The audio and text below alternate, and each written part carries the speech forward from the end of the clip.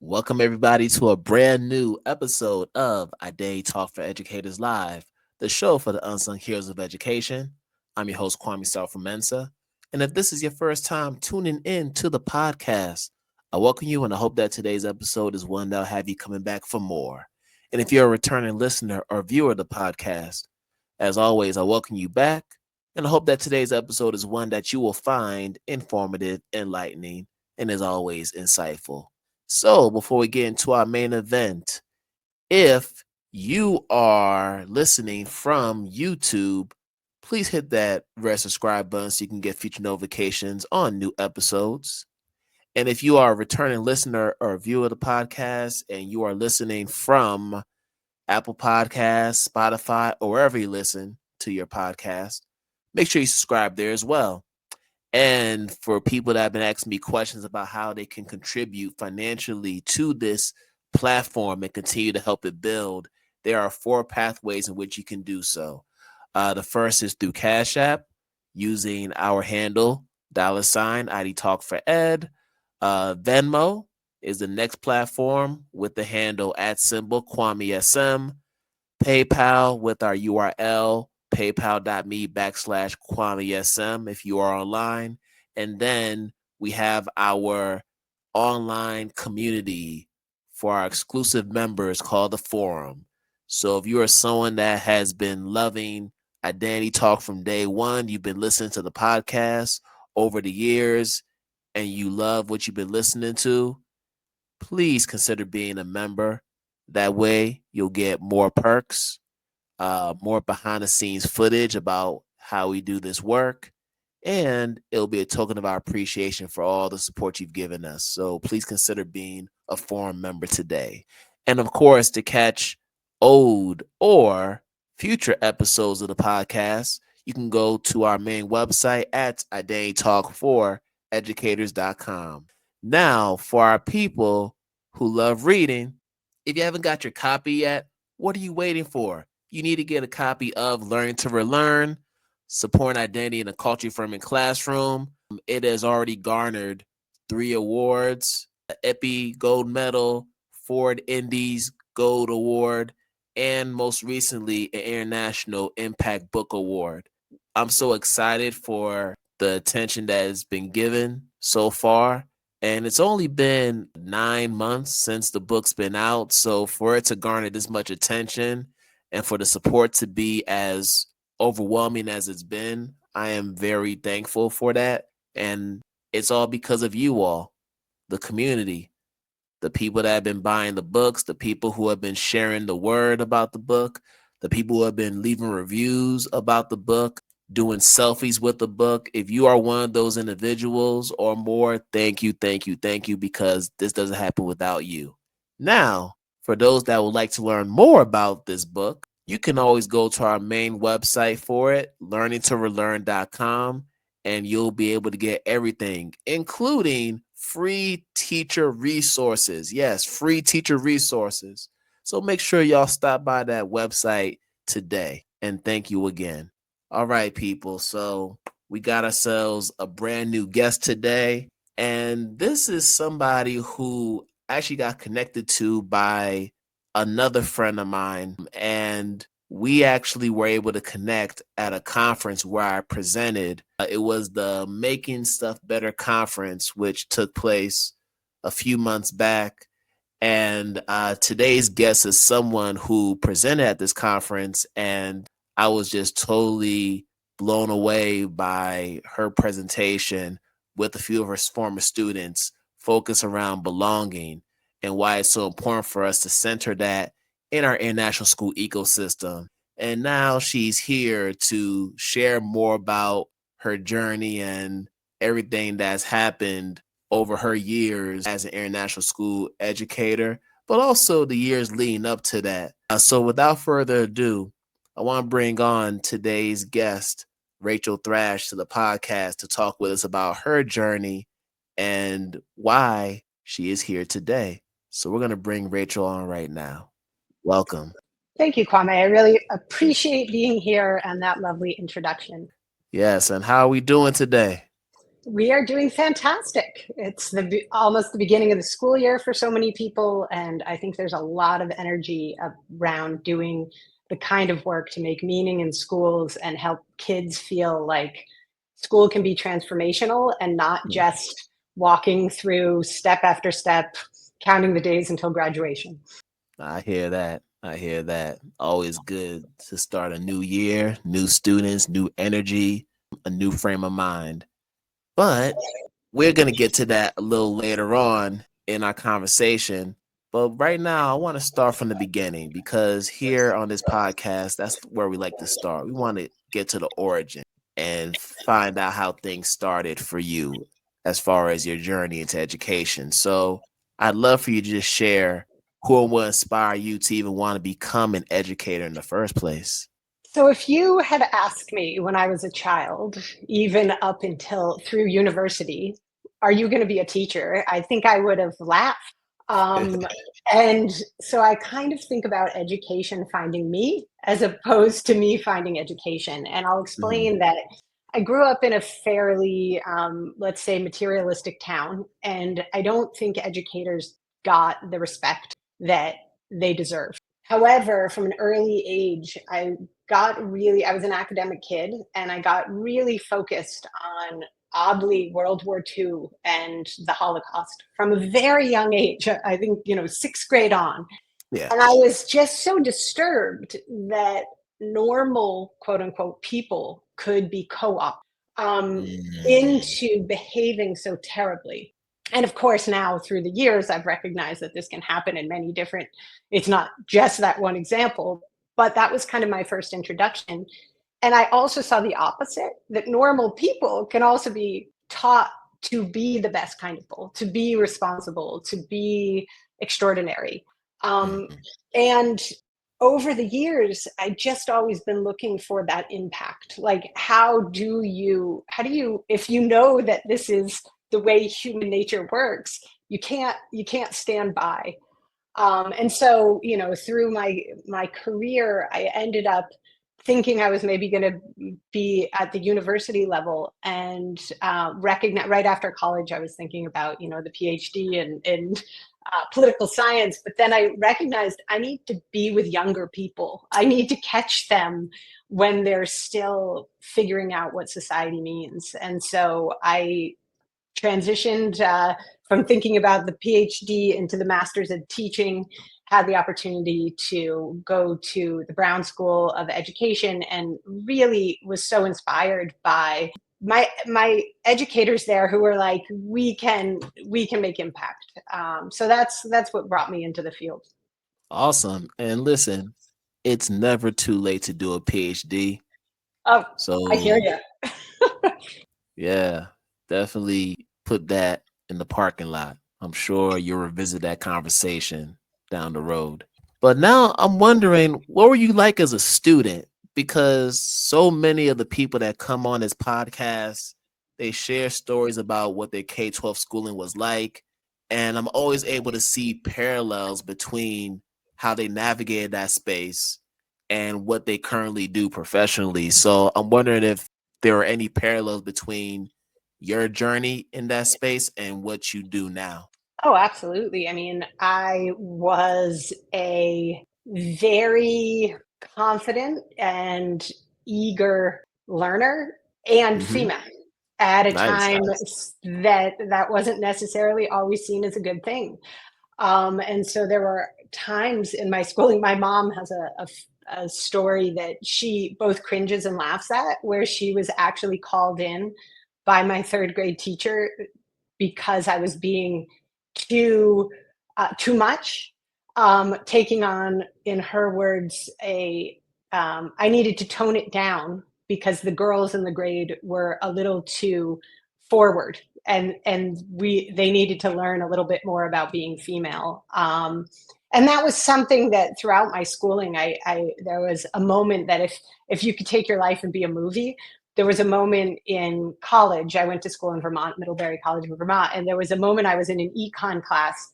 I was one of three females, and we ended up in a debate: should women be given preferential entry into econ programs? And I was the only person who said, maybe, yeah, that could be a good idea. And I had all the males in the class turning and telling me why that was unfair. And Mm. unfortunately, the other young women felt so cowed that they couldn't even say anything about it. And so, absolutely, I think that the systems in our schools or in our society can elevate some voices and not elevate others. And when you're aware of how that works and what that feels like, and you have enough confidence, privilege, and support, because I could also tell all the stories of the wonderful support I've received, um, really using that to inspire passing the mic to other people who might not feel so comfortable speaking up and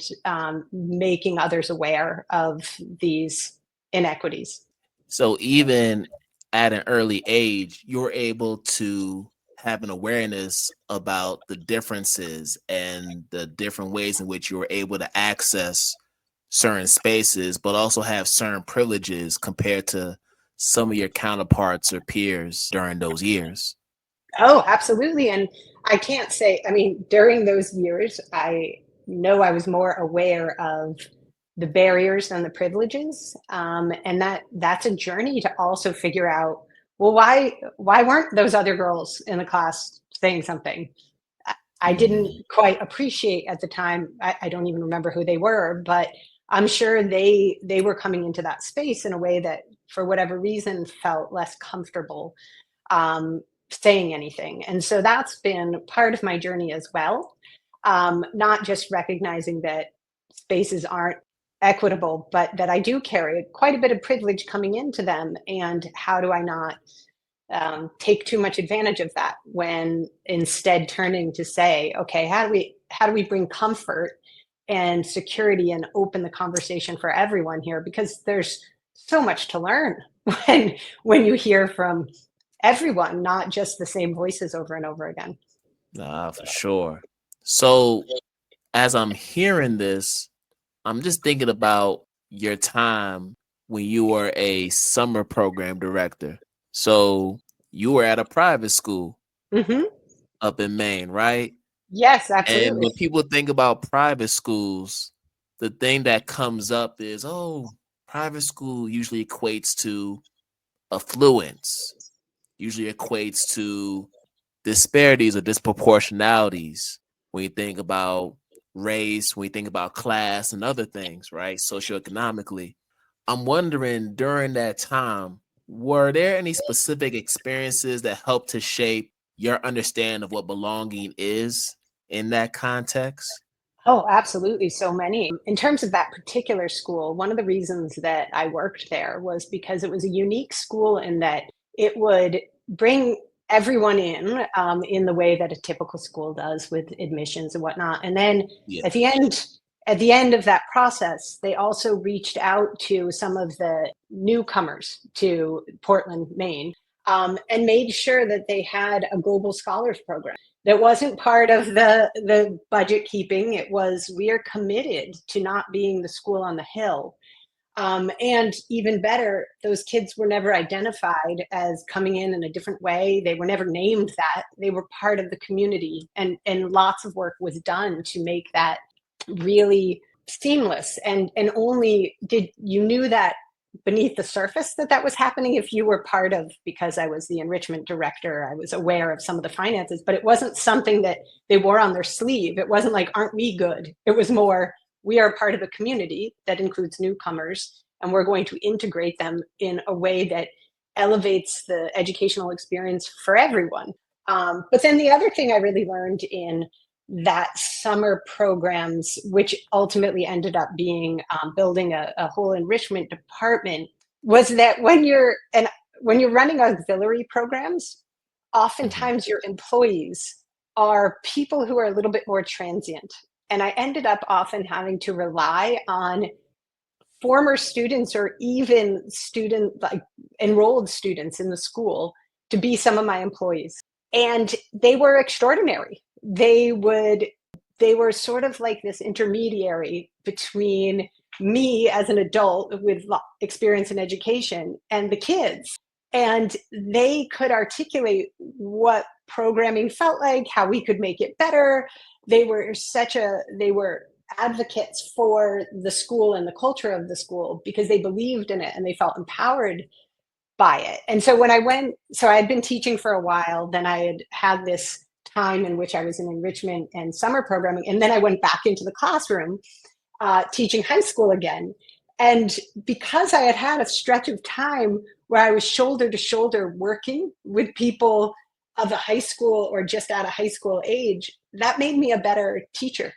It made me more aware of, we're really all just people. And I mean, of course, this is obvious, but bringing down some of the level of hierarchy to get the best out of your kids and to really believe in what they can contribute was one of the best lessons I learned from being a summer programs director about belonging too.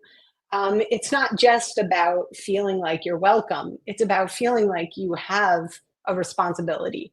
And those young people in the summer camps, they were responsible for a lot. I relied on them and they followed through time and again. They were some of my best employees. The Identity Talk for Educators Live podcast is just one piece of the work that we do under Identity Talk Consulting, which we've had since 2019. And since then, we've had the privilege of working with 40 different schools, districts, and organizations across the globe. And we want to continue to add to that number in this new year. So if you are a school, if you're an educator or an organization that's looking to receive professional development and consulting services within any of our pillars, whether it's anti-bias, anti-racist practices, culturally responsive teaching, or identity-affirming education, we are the firm for you, and we love to learn more about your needs. When you have a chance, make sure you go to our website at identity-talk4educators.com to learn more about our services and to schedule a discovery call today. We love to hear from you. Wow. So thinking about the transient nature of what you're experiencing in that position, I don't know, because what we do as international school teachers is very much transient. Like we're constantly on the move. Our students are constantly on the move. And eventually you yourself made a move abroad. So talk to me about what ultimately led you to want to make that transition from this program director job. Well, it's interesting. I had previously worked in international school. So right out of graduate school, I had gone to the American School of Warsaw and worked there for 4 years. Poland, right? Yeah, in Poland. Yeah. And one of my favorite memories from that time, I was doing a unit with middle school kids. And the focus of the unit is how do we have power? And we were thinking about, I was supposed to be teaching ancient history, and we were talking about the Romans and how they dominated so many areas of the globe, right? And so I started off asking the kids, how do we show power, or why do we accept someone else's power? And I had this young boy explain to me, and at the time I was, I don't know, 29. Most of my background had been in Western history, so I wasn't as familiar with Asian history. And he was a Korean boy, and his first example that he shared with me was when the Japanese had been in control of Korea, and the way they showed power was by forcing the Korean men to cut their hair. Oh, and wow. I didn't know this. This wasn't part of my background. This is new to me. But it was, and he explained the humiliation that it was still a point of pride to grow your hair.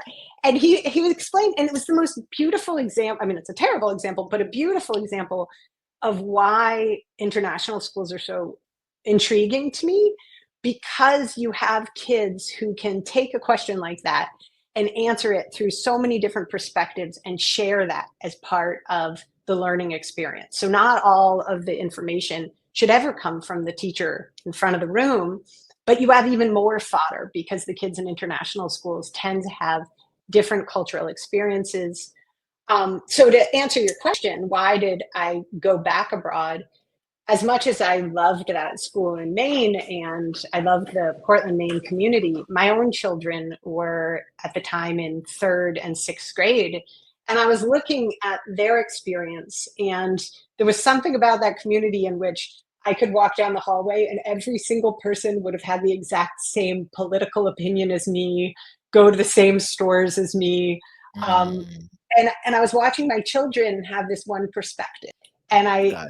my partner and I, my spouse and I thought, you know what, this is our time. We had had this experience back in Warsaw where we saw that you could be part of a more multicultural community and really be a global citizen. And if we're going to give that experience to our children, we better do it now while they're young enough.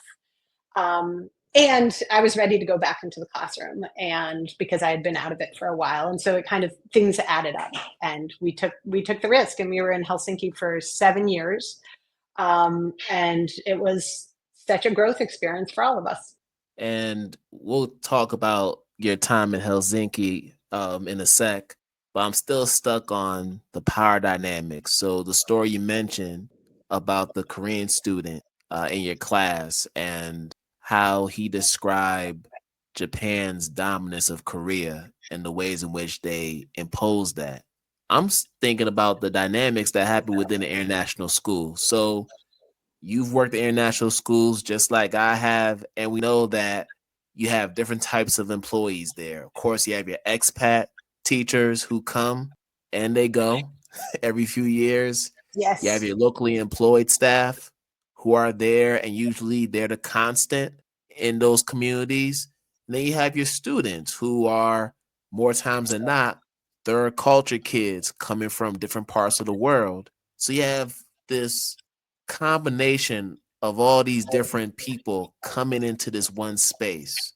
I want to know, just from your experience, how does that combination influence and shape the belonging work that we do in there?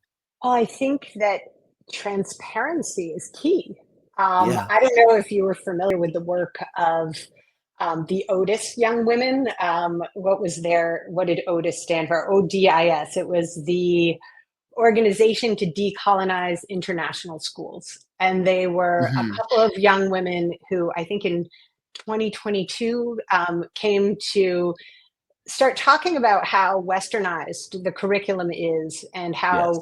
often their teachers were coming from Western backgrounds with accents like, yours and mine, Yeah. and how they wanted to start a movement to change that. And I really do think international schools are a really living, breathing example of colonization that we can make transparent to the students in the school, like to discuss and investigate why this is happening so that they feel more open to sharing, because we can't make the assumption that every kid in that classroom is, well, many of them are socioeconomically of an upper class. Some of them are showing up in your class and they have identities that we don't know where they come from, and they can look around and look at the cultural norms and think, I'm going to present myself as the westernized student. Or we can create the situations in which they are sharing all of their identities with us to make the school environment more rich. And Hmm. I'll give an example of that. I was doing a unit actually after I had seen the Otis women speak. I had been planning to teach a unit on poetry that was about, I think the unit question was, what is the sound of creativity? And then I heard them at the Otis women, and they really inspired me. And I was like, I need to change this. This unit needs to be about the nature of language and how do we decolonize our language, because poetry can be this very structured, rule-based thing, or it can Yes. be really natural to who we are and how we speak and the heart of communication. And there's a strong history of indigenous poetry and spoken word.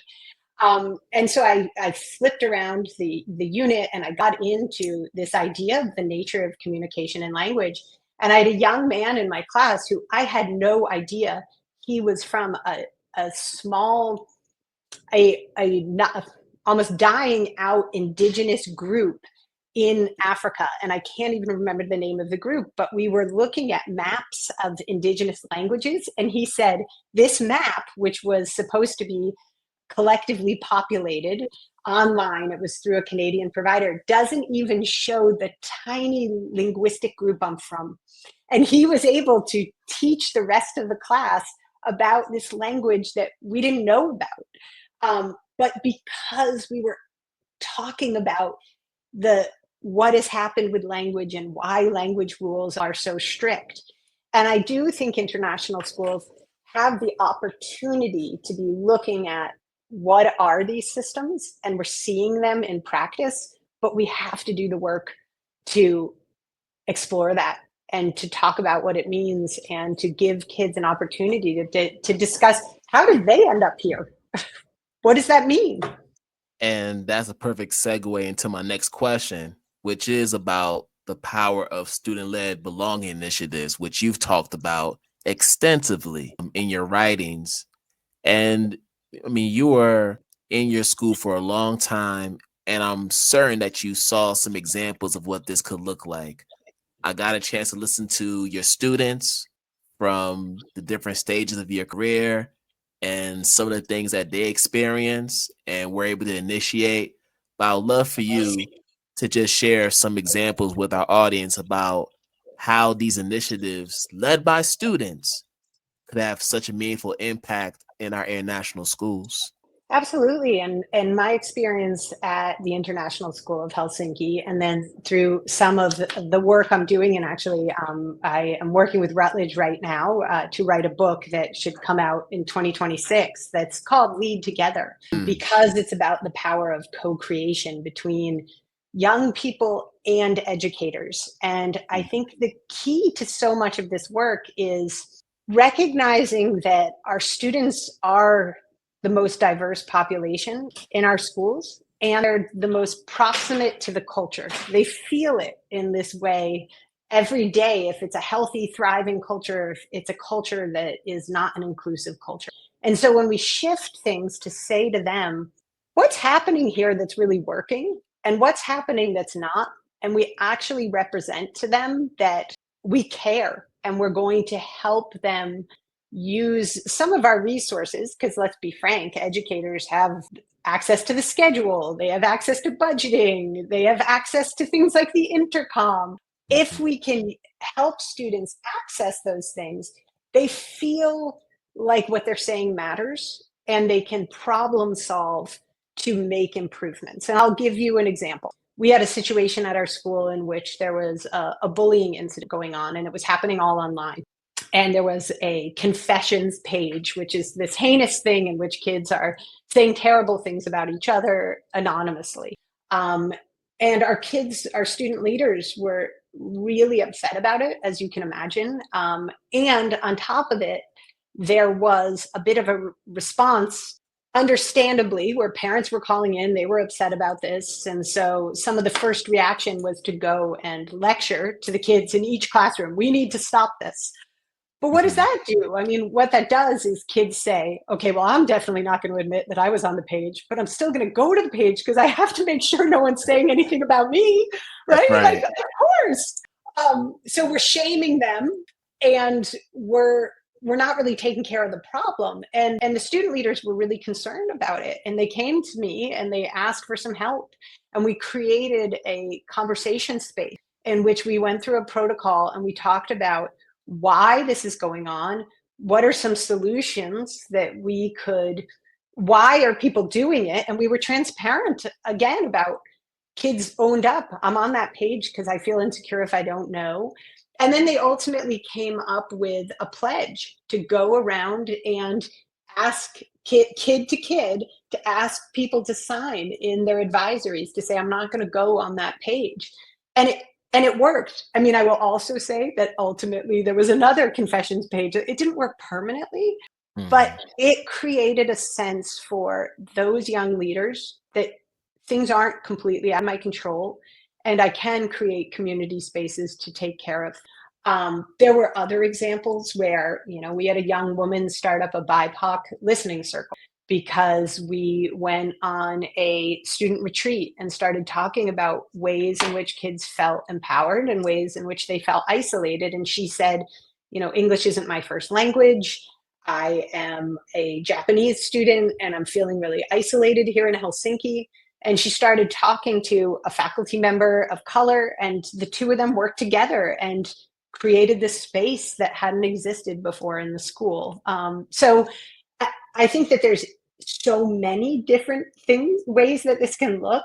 And I've done it in other schools too. I was just working at a school actually back in Maine, in my hometown, with a group of young English as a second language students who are about 15. And they were the kids who had the least English proficiency in the school. So they were in their own advisory group, kind of isolated from other kids. And they weren't making contact. It was like there was an invisible wall between them and the other kids. And so I did some work with them and their teacher, and they started to talk more openly about how it felt, and particularly what it felt like to be doing group work in all their classes where they were integrated with the other kids, and how they felt really ashamed of their capacities. And having that opportunity to talk about it, to share it with the educators, to feel validated that of course, that's not because you did something wrong. It's because the system isn't giving you a chance to show what you're really good at. And those kids ultimately decided that the one place that they could really make a change was building some opportunities to get to know other people. They identified that there wasn't any sports at the school because it was a smaller charter school, and they started up a fantasy football league, like soccer football. And then they actually started up, they went to the administration and they had an opportunity to bring kids together to actually play in a community rec soccer team. So they became the kids who started soccer at the school. And they grew like 10 feet in their internal stature. And their teacher even reports that their academics are better because they're feeling more confident and they're feeling a sense of belonging in the community. So to go back to your original question, there's opportunity. There's so much opportunity here, but belonging has to come from within, this sense that I matter. And how do we help kids recognize that they matter in the school? Because they really do. Are you ready to take your commitment to identity affirming education to the next level? Then join the forum, the new and exclusive membership space for the Identity Talk community. With membership tiers starting at $3 a month, you'll get early access to podcast episodes, bonus content, our Quam's Quotes monthly newsletter, and monthly live Q&A sessions. You'll also unlock discounts on workshops and products, engage in community discussions, access exclusive community and networking opportunities, and even business ad roles during episodes if you're a sponsor level member. Whether you're an ally, advocate, co-conspirator, accomplice, or a sponsor, there's a place for you in the forum. So head over to identitytalk4educators.com/pricing plans/list and join the movement today. So you're having these epiphanies. You're seeing this amazing work being done by student leaders. And just from your own experience growing up, you recognize that the way things are is because of how our systems are designed. So at what point did you tell yourself, okay, we got to create Belong Hub? How did Belong Hub come into the fold? I think Belong Hub really came into the fold because, like most of the things that I do in education, when I feel that, and Kwame, I so respect your work in education, and I've talked with you about it before. Yes. And there's this moment when you're an educator where you get the tingles, right? Where you're like, you get the goosebumps because you're like, this really worked with kids. And oh my gosh, I learned so much from it too. And so I think that my work, the International School of Helsinki, with student leaders, and how often it wasn't necessarily the kid who you would have pegged at the very beginning who was going to change or make a lot of impact. I started to see that there are ways to do this. There are ways to help other schools be brave enough or to take the opportunity to give kids this platform. But we need to be talking about it, and we can create systems that make it easier. We're all so busy as educators, right? It's like you can know exactly, I know that this would be best practice, but do I have time to slow down and do it? And so I've taken some time between writing the book and working with Belong Hub to actually say, how could we, what are the quintessential lessons that other people, and how can I streamline the research to help people take this on in their own classrooms or in their own schools and feel like there's a path to do it without going through a longer process of discovery, kind of like catalyzing the work so that people can jump in and get to the conversations with kids right away. And that resistance that I continue to see about what discipline is and what the role of teacher is versus student, to get to people who are new in their careers and to help them unlearn that terrible idea that you're not supposed to smile and you have to show your authority. We need to start from the very beginning. You need to build trust. And you need to make every kid feel like they're valued in that space. And you need to co-create all the norms in that classroom or in student leadership or really in the school so that you are helping students understand how to create healthy spaces. And I know it's still very young, I think just over a year old. So it's very much in its infancy. But what are some initiatives or things that are on the horizon for Belong Hub for our listeners who may be interested in engaging? Absolutely. Well, I'm really excited about the book coming out, and thinking about how we can even move beyond just the student leadership into co-creating with all members of the community. And so thinking about, our parent population, we should be co-creating with our parents. What wonderful Big one. opportunity, big one. That's But a big one. oftentimes we end up siloed. And I think that when we learn from each other and we have opportunities to talk and create purposefully, it's so valuable to each of our understandings. I mean, how many times in your life have you thought, oh, I know exactly how to do this? And then you have a conversation with someone else and you're like, I never thought about that. But we don't create enough spaces for that. And so I think, my passion moving forward is to use a lot of this work I've done about working with students and teachers to say, also teachers and administrators, also students and the parent community, also leaders. In one of my biggest things I did in Helsinki, I was always connecting the kids outside to the larger community to say, who are the change makers in society who are bringing important work alive, and how are we attaching the academics we're learning to what many different careers are. And I think that that's an important piece too. How do kids see the most important elements of what we're teaching and learning and practicing in schools reflected in the kind of careers and futures that allow them to be their best selves, and not just thinking about, I need to get the highest score possible on this test. But there are many different ways. We spend way too much time sorting in schools, like, you're the best student, you're the best athlete. Okay, who's the best community builder? And that isn't even a thing. That it should be, what brought you alive? And giving Yeah. kids opportunities to reflect on that, because there is so much opportunity in the world, whoever you are, if you're going to be connecting people and making meaning.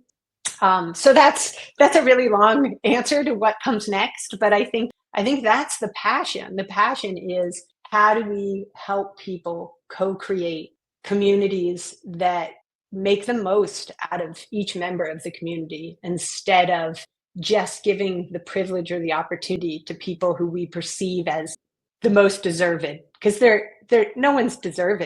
We're all in this together. Yeah, that's a whole word right there. And I can hear the passion in your voice. Like it's believable. And it'll be very interesting and exciting to see where Belong Hub goes over the next several years. I just see it blossoming, and I appreciate you for coming on to share about this vision that you've been able to make a reality, and it's Well, thank you. still in the beginning stages too. So lots more to come. But Rachel, I want to close things out with a question I ask everybody on this podcast. How do you stay true to the teacher in you? What a great question.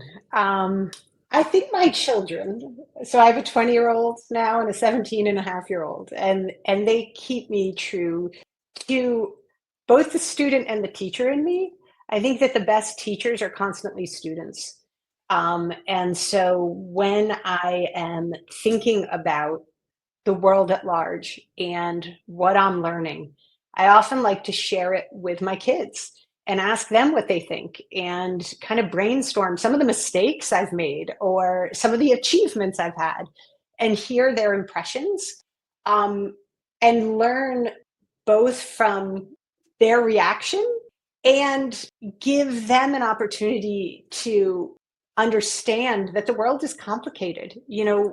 I keep going back to this word transparency, but I think that schools and adults are there is so much learning just in front of us that we can help kids process. And being true to the teacher in me is being true to this idea of transparency and honesty with young people and giving them a chance to process and learn, and remembering that when we're working with young people, we get this opportunity to hear their what's new and fresh that can kind of seem old and stale as you age. So I constantly want those young opinions in my life, to see the world fresh and make new ahas. Yeah, that's a beautiful vision. Beautiful. Rachel, I'm so glad we're able to have this time together. Again, we've had time together off air, but to finally have it here on this platform, I appreciate you for coming on. And please let people know how they can connect with Belong Hub and also with you on social media so they can support all the work you're doing. Absolutely. So belonghub.com is the website, but also I'm on LinkedIn. I think I'm at Rachael Thrash on LinkedIn. I should know that off the top of my head, but there's not a lot of Rachael Thrashes out there, so I'm pretty findable.